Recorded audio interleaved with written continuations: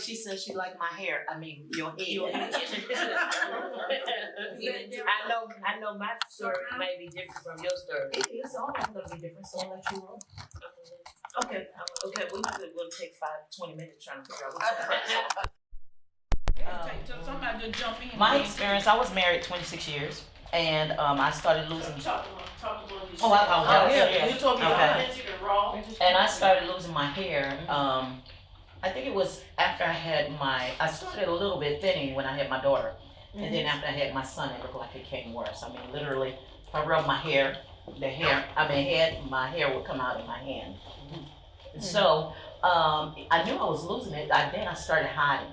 So every time I got to a chance where I needed to get my hair done, I would go in the restroom. Make sure the kids were settled out of the way, because this was my private time to deal with what I didn't want everybody else to deal with. So I went on, and for years I just dealt with trying to cover it up, trying to fix it, so on and so forth. Fast forwarding, I married, my husband never did see me, husband at the time never did see me bald. So fast forward, divorce on my own, still trying to figure out how I'm gonna deal with this. So I decided after a minute is that when I was at work, another gentleman had alopecia. So once I saw him, it came time for me to start telling my story, because they were teasing me, asking, what's going on? What's going on? Why you have these patches? Why you find that's okay to wear patches?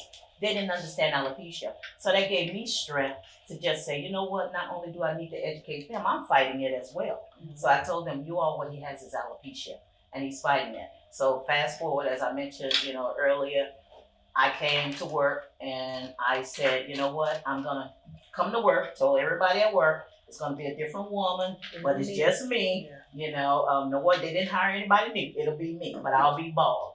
So I had to, in order to move forward, I had to develop the strength within myself to accept what was going on and shave my head. It wasn't easy. I took a razor. I brought a razor for over a year, shaving my head. Never did the skull shaver. You know how they have the skull shaver and all that. So my journey was, I had to accept it, because part of me is like, I can never teach my children how to deal with adversity if I don't deal with it myself. Right. So I had to step out and say, I'm gonna teach them. And then when you step out, you can't step out with your shoulder down.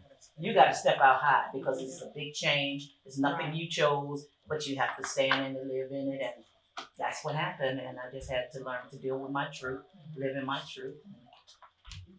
Thank God for it. It ain't always easy, but I have to make myself say it'll be just fine. Right. So, how long has your process been?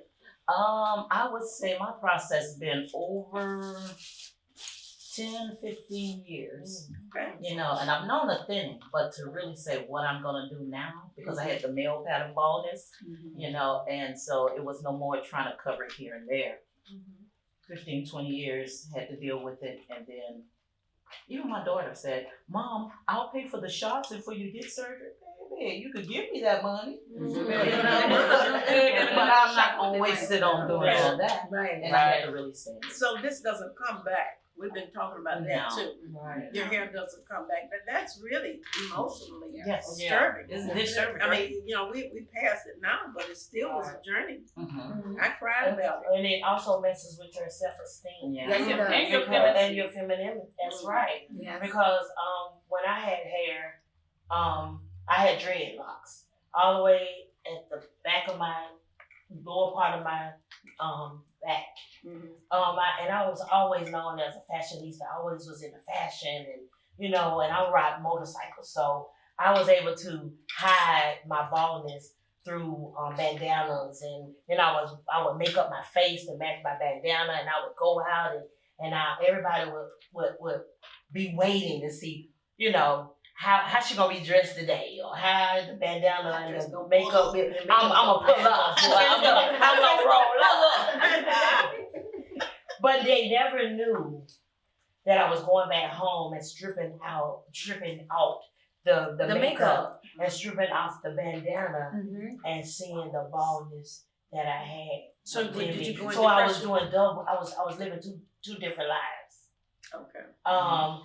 When I went in depression when I came back home and stripped away the fakeness, the persona. Because I know when people see me, because this is how they knew me.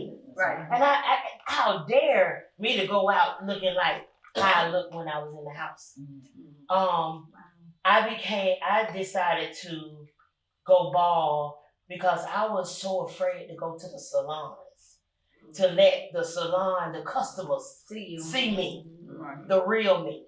So I would pay extra money to the stylists and the beauticians to come at my house. Y'all just come to my house and do my hair, or let me go to your house and I'll come to your house and you do my hair, and then let me go back out into the world and be that fashionista. Right.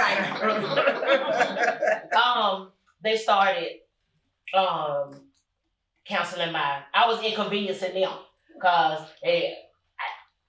they was either had family over there, I couldn't come to their house, or times that they could come over my house, he couldn't come over. Girl, I wish Oh my God. That's why he stopped it. He wanted you to find yourself. I'm telling you, I was devastated because this is the image that I had going. I work at BMW. I work at over 10 million people plant. 10,000 people plant. And everybody knew me as a fashionista. But you know what that was? He was cutting that off because you were just putting on a persona for people. Right. And you weren't being your authentic self. Right. They want. No, but it made her feel good because it's like, look at me. Exactly. I'm pulling up and I'm all together. And I'm all together. But by yourself, you were crumbled. I was crushed. I was crushed. But I end up deciding that night when they left, counseled me and everything, and then my boyfriend, yes, he was bald, and he, told me, Tracy, they ain't looking at your hair, they looking at your personality. You so bubbly, you so well known, you into everything. They ain't looking at your hair. Go and cut it off. So you ain't got to worry about if you can get in and out of the salons and stuff. And so I allowed this man, y'all, to cut my hair. He taught me into cutting. No, you know what he was? He was your path to freedom. Right. But at the time, all I saw was I was allowing this man to talk me into cutting my hair. Or the little bit. Because y'all, I was like George Jefferson, so I was able to grow the round. This was right here. I had all this, and see, this one was helping me get my 27 piece. Right. That part right there. Okay. That's what kept that net off.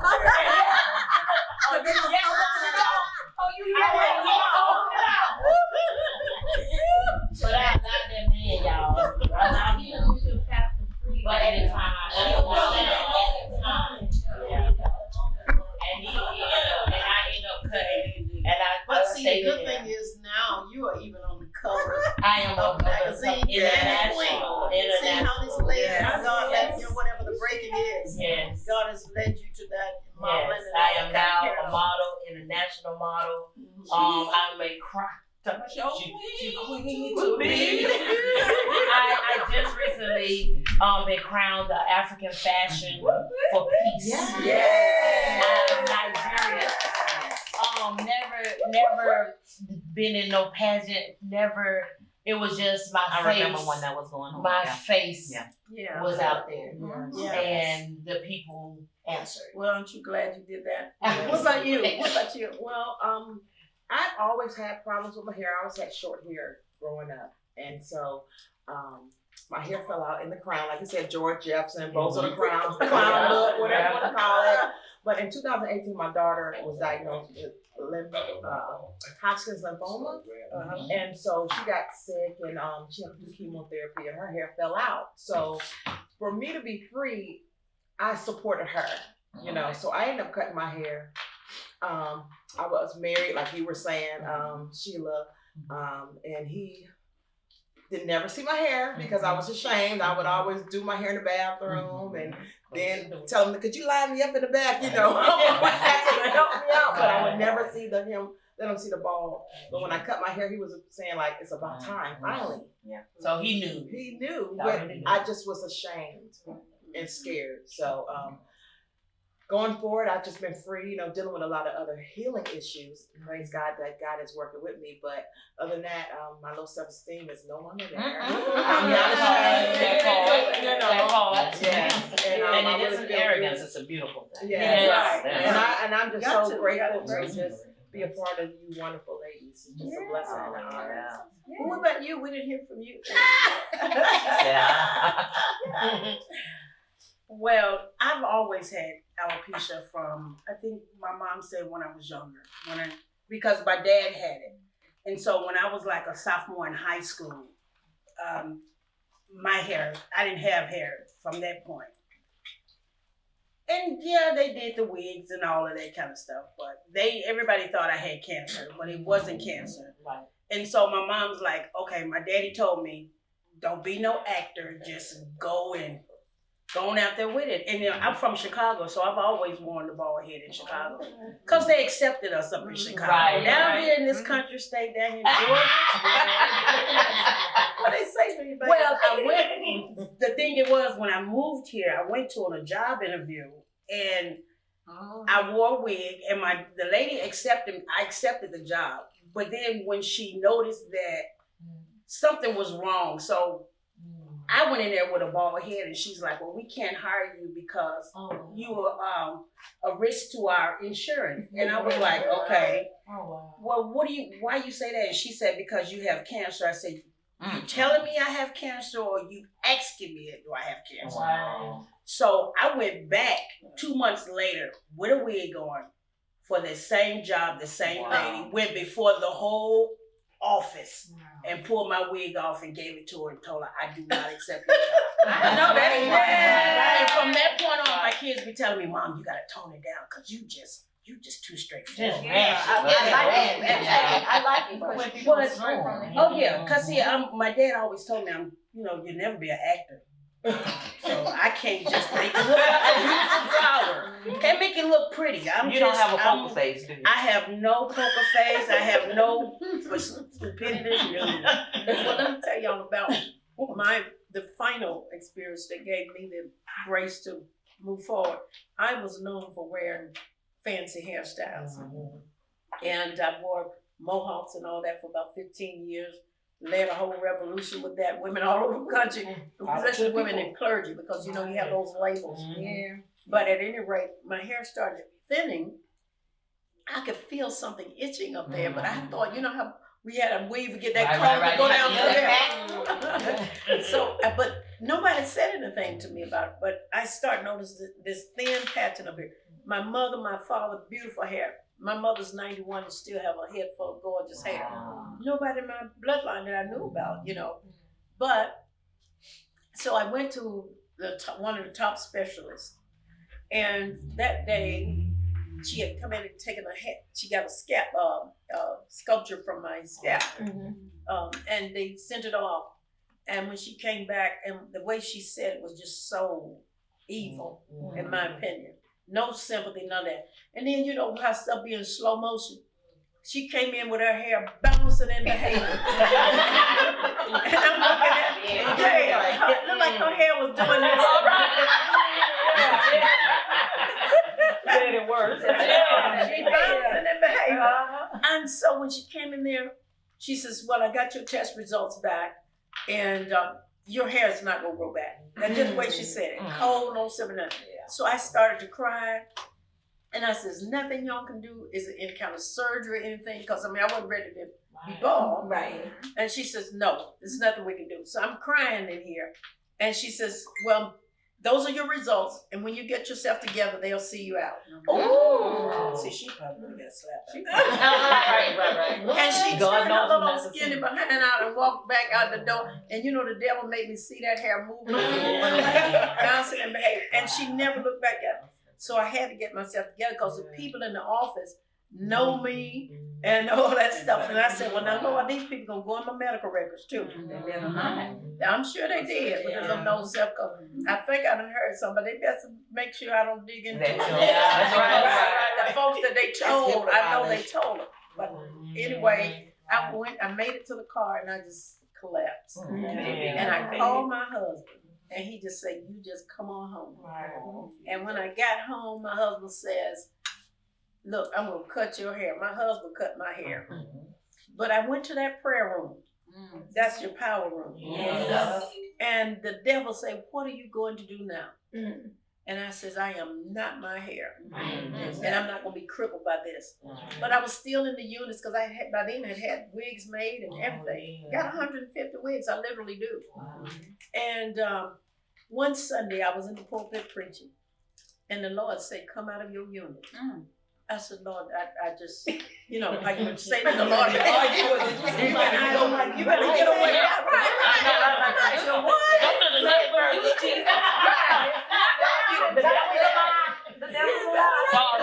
We're gonna say, ain't nobody did.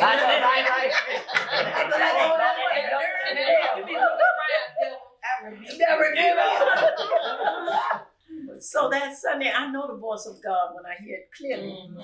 And I said, yes, Lord. I was shaking like a leaf on a tree. I had preached that Sunday. And when I came out of that unit and peeled that thing off, my church went bananas. The men and the women started running down to the altar. Some ladies started taking off their weeds.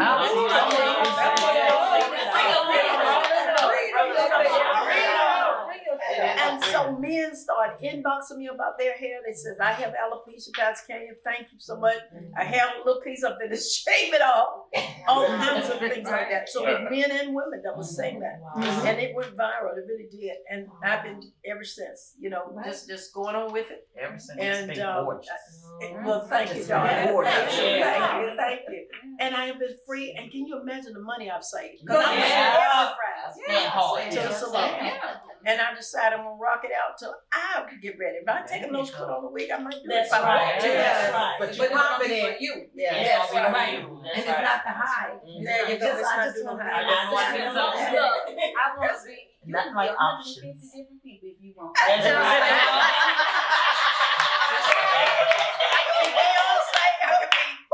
I bet somebody stop me. That girl fell TikTok, but better be sick of me. I'm already killing them. When I get that, I know that. So that's my, but it is well. I've written books about it, empowered other women, and just be who you are. That's right. Well, I have alopecia universalis. Mine started as a bald spot. Like you, I used to wear shaved hair. 1 minute I have a Caesar, let it grow out, shave the sides, but that bald spot just stayed there. My barber was like, it's stress, it's gonna go away. It's stress. Oh my God. It just never went away. And then I noticed another bald spot. So I'm like, I'm going to the wedding like that. So I let the girl put a weave on it to cover it up. When I took that weave out, then there was a bigger bald spot. So I said, okay, I'm gonna try it one more time. I don't know why my hair falling out. Maybe it's over processed. Maybe it's over colored. Something. So she put it on. And then by this time I was going like this. And the hair was just popping off. Oh wow. And I was like, I got a little flat. So I went back and let her cut it off. By the time she cut off, she thought I had cancer also. She was just like, oh my God. When I turned around and looked in the mirror, I was like, oh my God. And then I just walked down the block to the barber shop and shaved it off, trying to be strong, but I crumbled. And then watching my eyebrows fall out, eyelashes, I was in the mirror like, it's over. I'm done. I'm ugly. Wow. This, I was like, not me. You're beautiful, girl. That's right. And I used to put on the baseball cap and pull it down like right here so they couldn't see my eyebrows. And one day I just said, you know what? God said you fearfully and wonderfully made. That's right. What you doing? What are you doing? You worrying about what people say? You don't have a problem with people say no other time. But when it came to that hair, when people say, oh, it's just hair. It's not. I said, No. when it's your choice, when you have no, like, you have to do it. Right. It's not different. just saying. It's different. And I used to help people say, Pastor Cat, you this way they started when they finna try to downsize. When they want to say Lord, they get ready to say that Lord. Couldn't you to say that? Yeah. No, I love you. Says choose you can be but. But I miss that mohawk. I said, well, you go there and get you one. Right. How about that? You go get you a mohawk. If the mohawk is gone, okay, this is who I am. And I'm not going to accept what you want to put me in. Plus, if I'd kept that, I'd be dated by now. You can't keep rocking the same style. That's right. So, you cute but, or again, that cancer piece. Do you have cancer? Sometimes I don't even answer. I do not. I got to the point where they say, are you sick? Right. Because, I'm just, I still have a few issues with the colorful language that I use sometimes. I have to pace myself. God ain't through with And so they say, are you sick? No, I'm sick of you asking me dumb questions. Right. I'm perfectly fine. Ain't nothing wrong with me. I got a little work I need to do, on the inside. But as far as my hair, because it was a man in the grocery store. He said, "Poor thing, you've had a awful year." I said, "You talking about me?" He said, That sister came out. Yes. He don't give him the face. She will give him the face. He said, with the C word. I said, what is the C word? He said, with the cancer. I said, oh, you think I'm sick? I said, no, I'm not sick. I said, I have what they call alopecia. I said, yeah, alopecia. I said, it's where my immune system attacks my hair follicles, and it makes my hair follicles think it's the enemy, and so they attack. I said, that's what's wrong with me. I said, I'm not sick. I said, I am perfectly healthy. Right. That's right. Good. He said, oh, I never heard it. I said, so many of you haven't. You know how they always say, you people. Yeah. So many of you so many of you haven't. You have. But I'm here to educate you today. When you go home today, you're going to say the little black girl over there in the strawberries helped me out. Yeah. Because I'm like, I get so sick and tired of, people have a bald head for several different reasons. Right. And it Exactly. doesn't always have to equate to cancer or sickness. Because contrary to what they do not know, people that have trichotillomania sometimes, and that's where they pull That's their my hair. dog. So sometimes people, instead of continuously pulling their hair out, they go to the barbershop and get it all cut off. So people have bald heads for several different reasons, not just because The world is just getting educated. And they accept The men world is more just than getting women educated. for some reason. But you know what I realized? There are more men that struggle with alopecia Yes. than us. I was dating a guy, and I just had to have a come to Jesus meeting with him. I said, listen here. I said, I had to talk to him like he would talk. I said, you not your hair? I said, hair don't make you. And I'm saying to myself, nah, I sound like I'm talking to myself. But he was just so, because he was known for his beautiful curly hair. And so when he started to lose it, he couldn't handle it. And so it's like I had to talk him through this thing. And one day he FaceTimed me and he had that ball head. I said, Well, whoever it happens to, nobody wants a loss. It's a loss. I mean, that's the first thing people see, and I think the sensitivity need to be on both ends. Yeah. And it is more widely accepted with men because women, that's your hair is your glory. I wouldn't want to lose my hair. I prefer to have it, even if I wanted to cut it. I don't want it to be forced. But you know, embracing it, you know, because sometimes men hold on to that little piece or try to comb it to the side because they don't want to let go of it either. What about you, Jan? Well, when I was in high school, I used to rock. I would shave my hair on the side. This was before I found out I had alopecia, and I would wear it, you know, different styles of top and everything. And just later on in life, I noticed I started losing my hair, but it wasn't on the sides. So I was like, Jesus, we already shaving on the side. Why not the sides, not the top? Because I want a lot of hair. But it started leaving. So I did go through a period where I was ashamed, but then it was like, shake this off, get it together. Go to the barbershop and start going there, and they was charging me for a whole head, and I was like, wait a minute, y'all I gotta have a head. So I went, said, okay, next week, let's do this thing yourself. You can't mess it up. Right. You can't mess it up. You can't go wrong. And then I learned when I got with these ladies here that I went to a meeting and they was like, you got hair. And I was like, no. It was like, yes. It's just, I didn't understand the losing of the hair and the eyebrows. I was like, oh my God. So I then started feeling sorry for some of the women that I had met. But then when I see them, they was like, what? You can't tell. Like I would have never known today. I met you for the first time. I be doing these eyeballs. I be Handshaking. I have a broadcast. No, my hand is so steady. I do both sides with one hand. I have a broadcast. That's what I tell on my broadcast. My ear with Tracy Etheridge. AIR stands for alopecia is real. It is. And on my broadcast, and that's what I do. I do a tutorial on how to shave your hair, and you know, and I tell the people, y'all are okay. Y'all are finna turn into an artist, and that's when I show them how I actually create eyebrows for myself. But you know what? I find it strange because all of y'all lost your hair early. I lost mine late. Oh, mine was late. I lost mine when I was 48. 48. And the thing about it, what also helped me is because I watched my mom.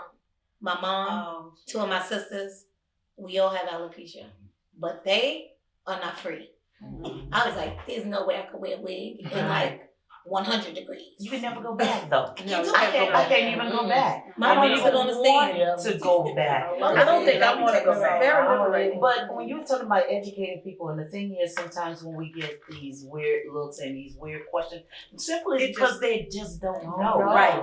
And that's the reason why we have all these different organizations. We're gathering together to educate people. So this become more of a norm. Instead of everybody being wondering, they'll look at you and say, hey girl, and you're right.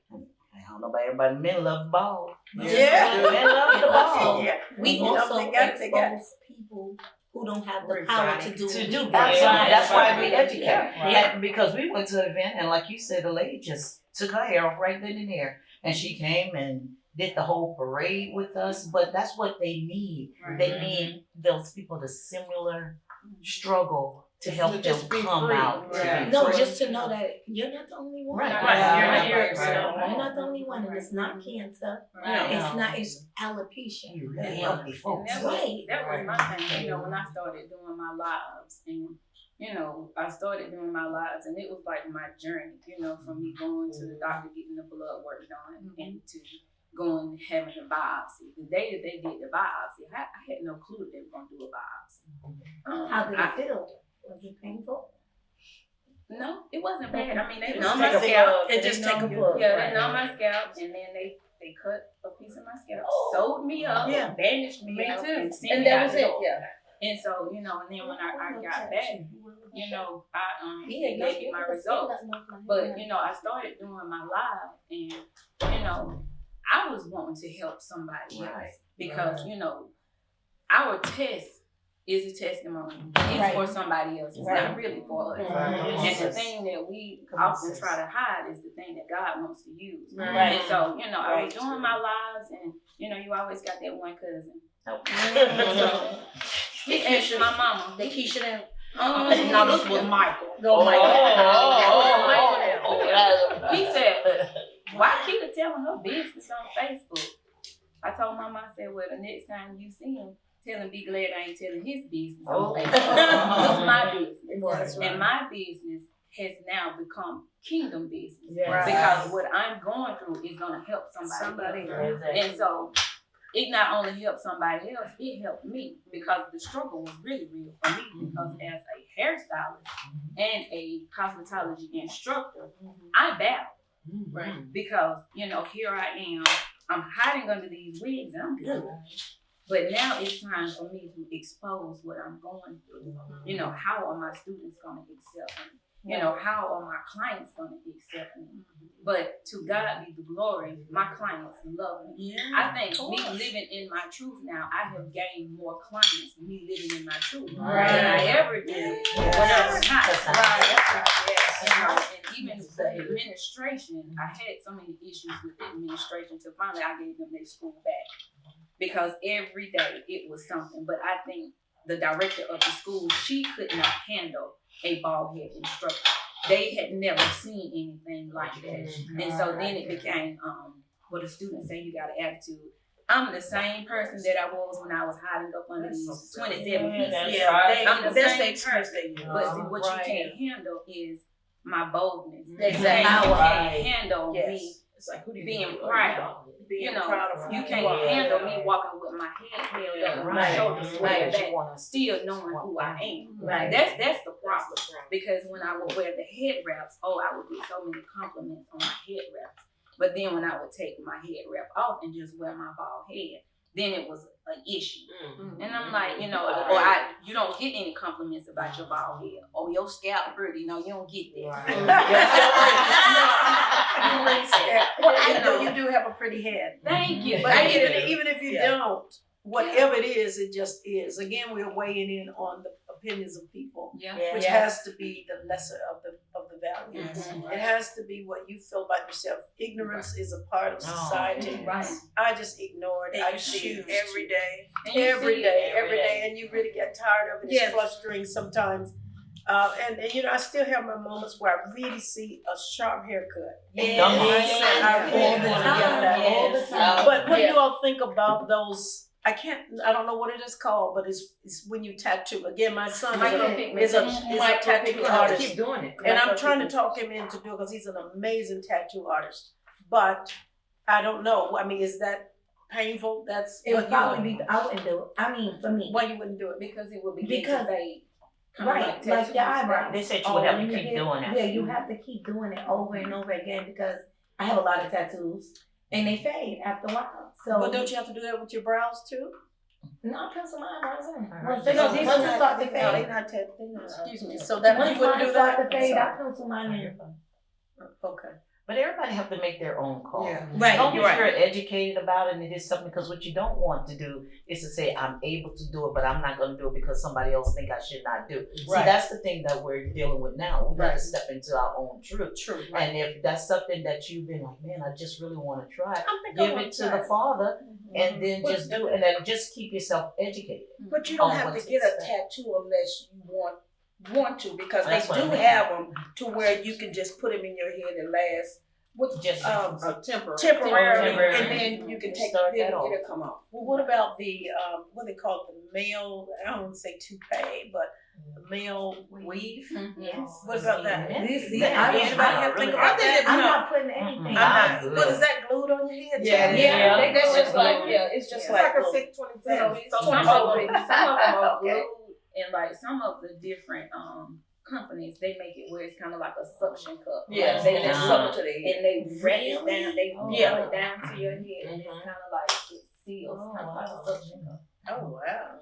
Does it come off when you take a shower? No. Oh, It stays for about 5 to 6 weeks.